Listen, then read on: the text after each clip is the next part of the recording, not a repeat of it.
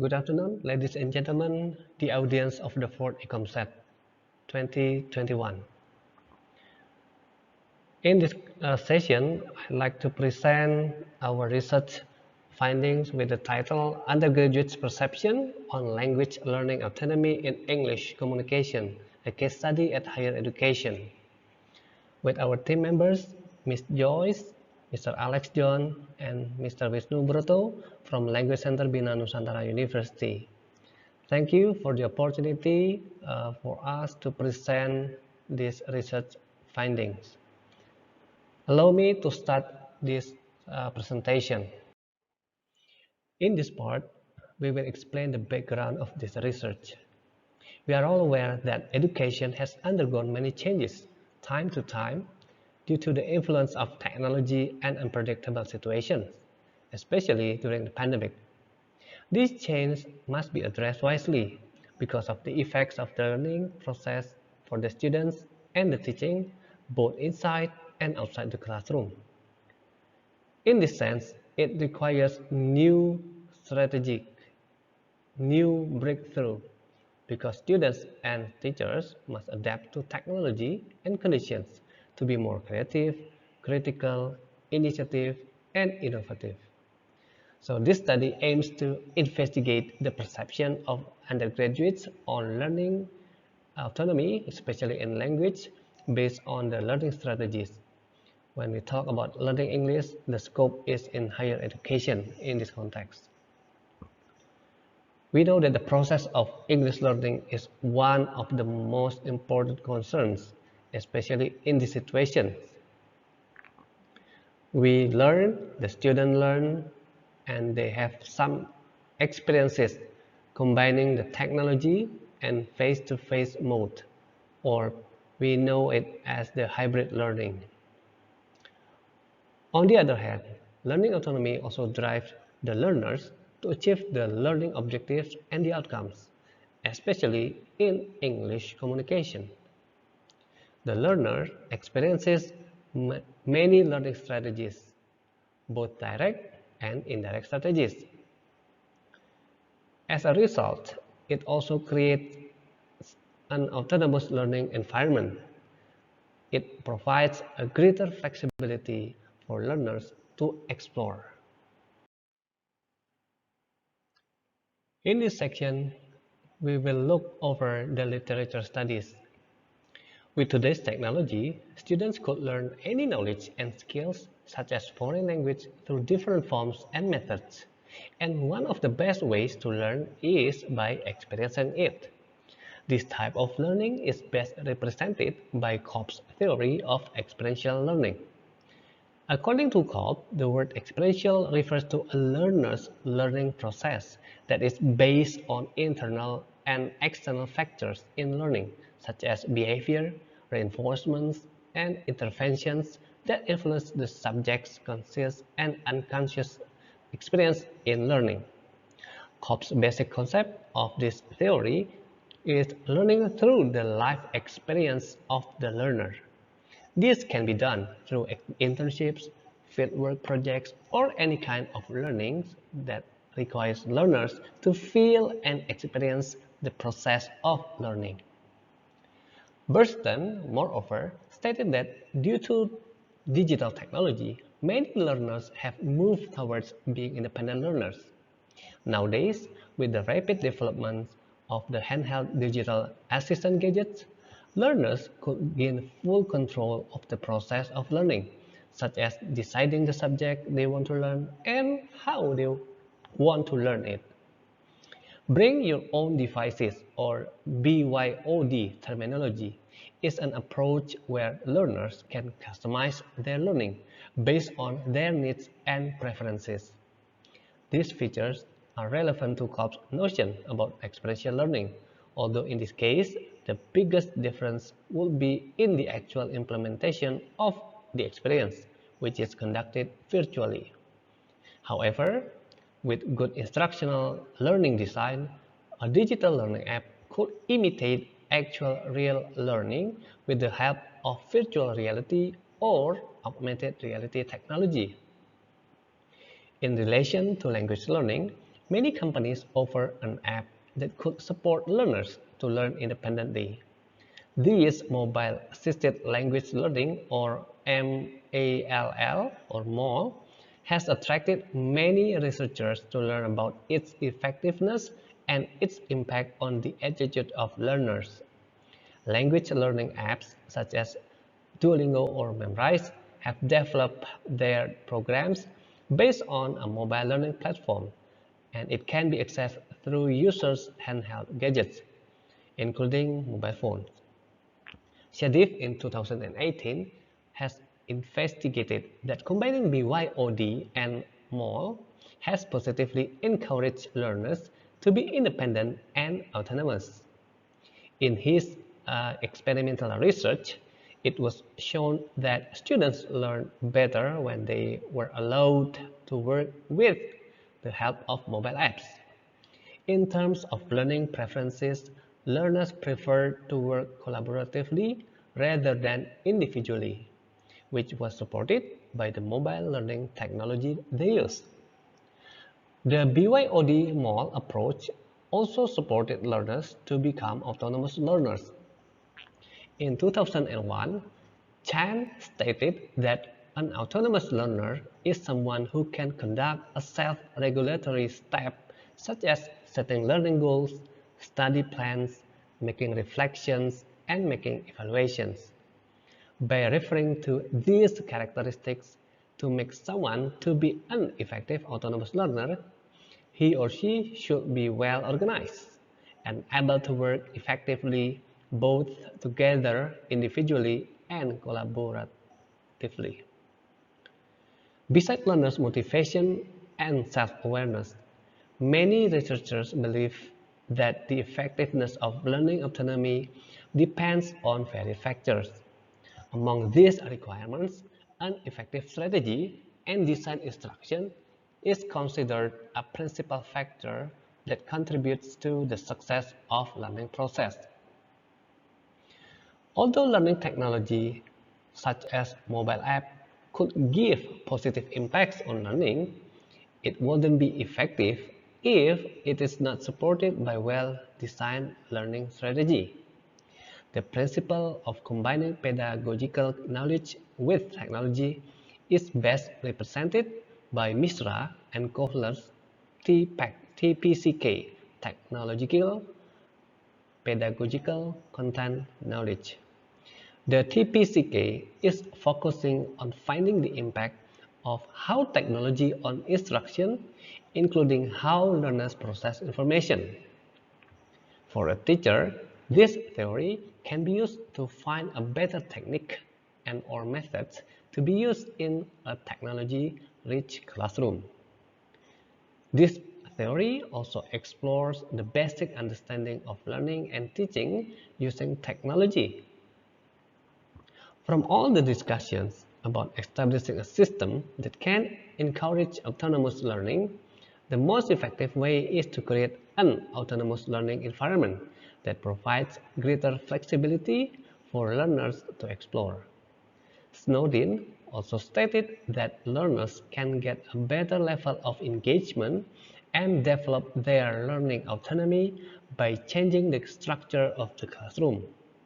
He proposed blended learning by combining it with a course management system or CMS. By doing this, teachers can integrate technology into learning by providing the learners with different appropriate tools. Teachers also provide them sufficient time to have experience with these tools. In this part, I'd like to explain about the research methodology. For this research, there are 88 respondents enrolled in English courses with the age between 19 to 25 years old, and the background of the students are varies from economics, computer science, and other departments. The study focuses on their reference of language learning strategies. For the data source, each of the respondents is given an online questionnaire. Since the study is aiming for the significance of language learning autonomy, especially in higher education, the researchers focus on the data collections with the topic of language learning strategies based on each items. The data are gathered and interpreted through descriptive analysis. The collected research data are then evaluated based on the theoretical background as well as compared from previous studies. In relevance to the objective of the study, the findings are aimed to establish key points regarding students' autonomous learning, especially in language, when they experience the learning and define the strategy. This study also can be explored for further future studies. In this section, I'd like to show you the result and the discussion of this research.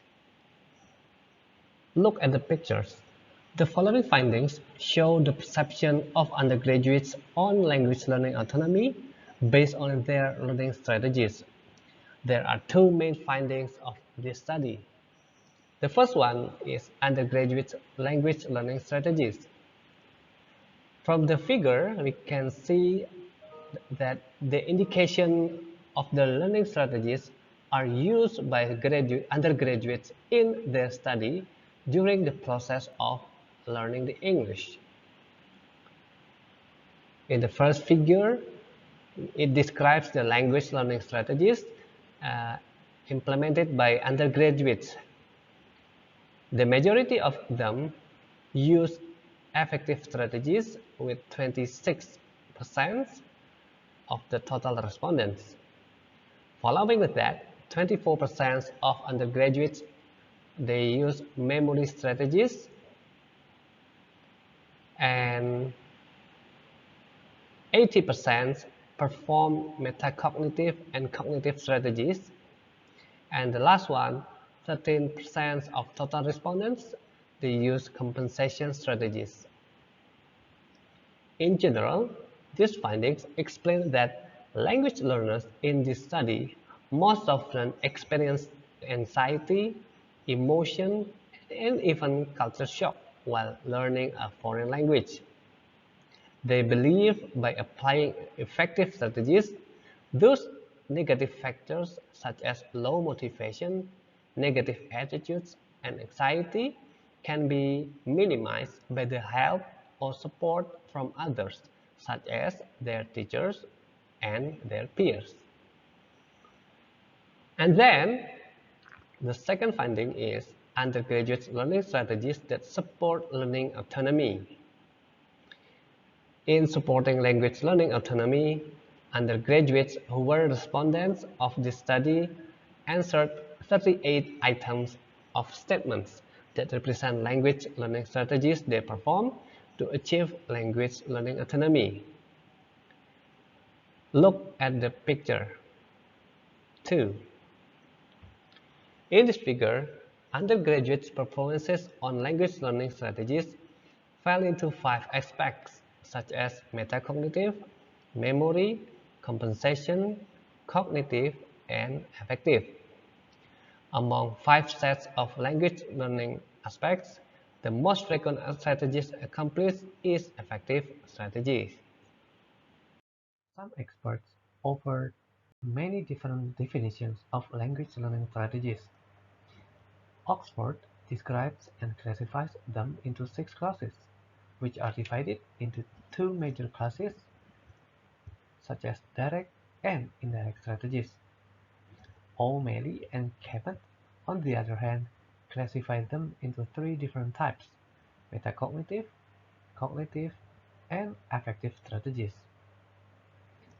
Oxford's 2 major classes are divided based on their involvement into the target language itself. Memory strategies, cognitive strategies, and compensation strategies, which are involved directly into the language, are classified as direct strategies, while metacognitive strategies, affective strategies, and social strategies are the indirect ones. Although these 3 strategies are covered in direct strategies, they serve and do different processes. Memory strategies, for example, we can see that the grouping or using imaginary having a highly specific function, helping students store and retrieve new information. Cognitive strategies, such as summarizing or reasoning deductively, enable students to understand and produce new language by many different means. Compensation strategies, like guessing or using synonyms, allow the students to use the language despite their often large gaps in knowledge. In this result, we can see there are 10 indicators of autonomy in language learning. Those strategies are reflected based on those indicators. We can see here there are some strategies reflected in statements such as students started conversation in English. The student also look for people where they can talk to in English. And also we can see furthermore about they talk to someone else about how they feel. And they also try to relax whenever they feel afraid of using English. In the previous section, we can see affective strategies. This strategy helps to regulate emotions, motivations, and attitudes. Affective strategies are used to reduce the degree of negative emotional factors which can arise in language learning.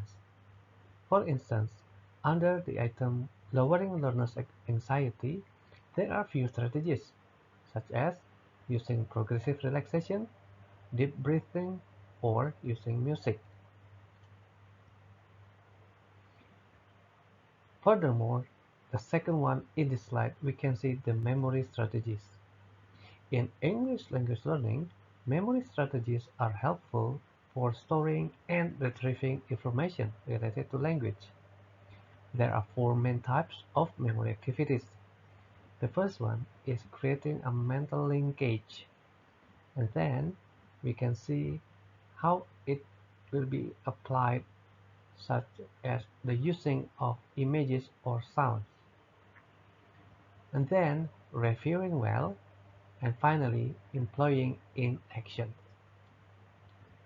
In this slide, we can see there are some claims of undergraduates showing memory strategy, starting from the using of new English words in a sentence so the student can remember them. They can use rhymes to remember new English words, or they can use flashcards to remember the new English words. The student can also review the English lesson often. They say or write new English words several times, or they watch English language to show spoken in English, or read for pleasure in English. They also write notes, messages, letters, or reports in English. In this part, we will see how the metacognitive strategies are applied. The main contents of this category focus on coordinating, centering, or arranging learning. Metacognitive strategies include three items. The first one is centering learning, and then arranging and planning learning, and finally evaluating learning.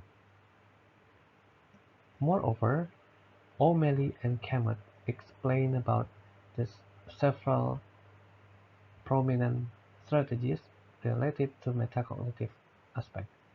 The first one is selective attention. In this part, the selective attention focuses on special aspects of learning tasks. And then the second one is planning. Planning for the organization of either written or spoken discourse in the language learning. And the third one is monitoring. It consists of reviewing attention to a task, comprehension of information that should be remembered, or production while it is occurring. Evaluation related to checking comprehension after completion of a receptive language activity, or evaluating language production after it has taken place. In this study, we can see there are 7 items related to these metacognitive strategies. The first one, students think that there are relationships between what they already know and the new things that they learn in English. And then they also remember a new English word by mental picture of a situation.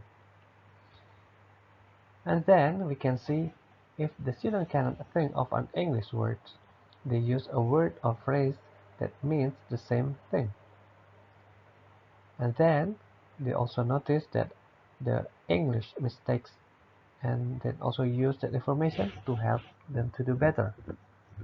And finally, they can ask questions in English. In this part, we will see the cognitive strategies are applied.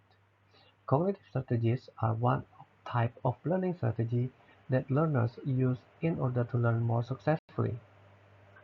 It consists of repetition, organizing new language, summarizing meaning, guessing meaning from context, using imaginary for memorization. Moreover, we can see from O'Malley and Kemet, they explain about some points related to these cognitive strategies. The first one is rehearsal.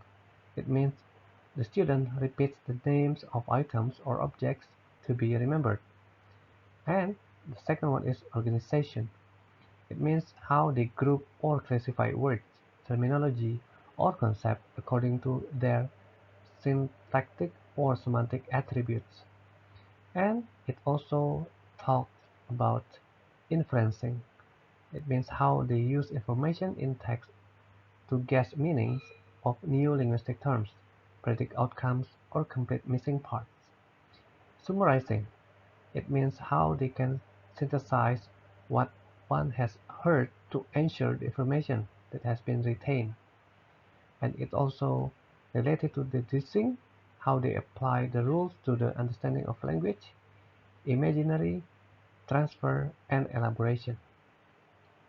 In this slide, we can see there are 7 items for this strategy, starting from how the students try to not to translate word for words until they try to learn about the culture of English speakers. We come to the conclusion of this research. What we learned in this research, the experiential refers to a learner's learning process that is based on internal and external factors in learning. Many learners have moved towards being independent learners due to digital technology.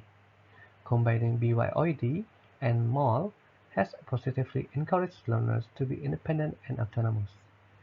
An effective strategy in design instruction is considered a principal factor that contributes to the success of the learning process. The learning strategy is divided into direct and indirect divisions. The number of students are divided into some categories, such as 26% are students who applied effective strategies, 24% for using memory strategies, 18% for performing metacognitive and cognitive strategies, and 13% for utilizing conversation strategies. The research described that language learners in the study most often encountered anxiety, emotion, and even culture shock while learning English. They believe by applying effective strategies, those negative factors such as low motivation, negative attitudes, and anxiety can be minimized. Thank you for joining me in this presentation.